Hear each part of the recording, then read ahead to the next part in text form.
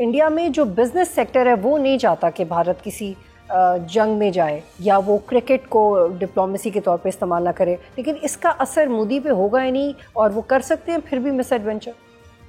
میرے خیال میں مودی صاحب پہ اثر بالکل نہیں ہوگا. وہ اخلاقی دیوالیے کا شکار ہو چکے ہیں. وہ سیاست میں تو اپنی گیم ہار ہی چکے ہیں.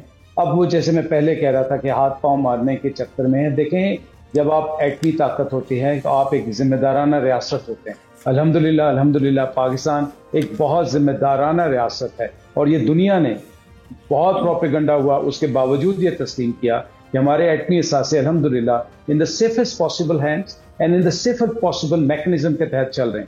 آپ یہ دیکھیں کہ اگر کسی خطے میں 150 ایٹمی ہتھیار ہوں تو آپ اس طرح کی جھوٹی باتیں اور اس طرح کی بے پرتی نہیں اڑاتے جس میں آپ کہتے ہیں کہ میں تاریخ و جغرافیہ ایک کر دوں گا. تو بھائی آپ کا تاریخ و جغرافیہ بھی ایک ہو سکتا ہے. اور خاص طور پہ وہ جو کہتے ہیں کہ نہ چھیڑ ملنگا نو پہ جائیں گے ٹنگا نو، کہ اگر ہماری کسی نے سوورینٹی پہ اگر آنکھ اٹھا کر دیکھی تو پھر ہمیں چھوٹا ملک نہ سمجھیے گا.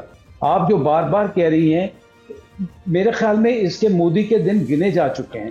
اس کی جو سمجھدار لوگ ہیں، سمجھدار تجزیہ نگار ہیں، سمجھدار لابی ہے، وہ اس کے خلاف ہے، لیکن اس پہ آپ ریلائی نہیں کر سکتے. انٹیگریٹی اور کریڈیبلٹی کی بات ہو رہی ہے اور اس میں جو کسی بھی اسٹیٹ کے ڈپلومیٹس ہوتے ہیں وہ بہت اہم رول پلے کرتے ہیں. بھارت کے ڈپلومیٹسی پوری دنیا میں ہے، لیکن کیا یہ ڈپلومیٹس اپنی آبزرویشنس کے تحت ریئلائز کروائیں گے گورنمنٹ آف انڈیا کو کہ کیسے ان کی ریسنٹ ایکٹیویٹیز ایک میجر گلوبل امبیرسمنٹ بن گئی ہیں؟ آپ کو لگتا ہے کہ وہ اتنے کیپیبل ہیں کہ کنونس کر لیں گے مودی اور ان کے ٹیم کو؟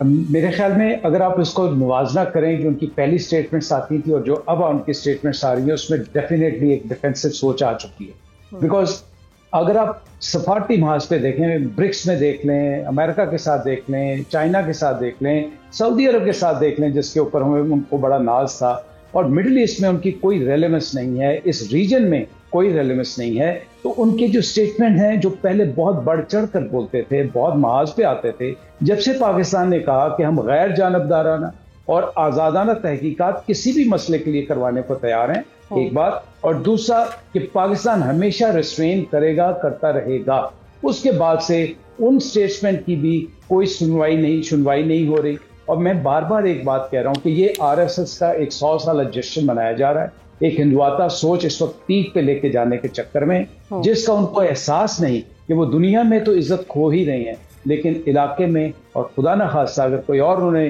ہم سے کوئی زور آزمائی کرنے کی کوشش کی تو ان کو ان کا بھرپور کرارا جواب ملے گا انشاءاللہ. اللہ تعالیٰ کی مدد شامل رہے گی انشاءاللہ. سبسکرائب کریں اور بیل دبائیں تاکہ کوئی خبر رہ نہ جائے.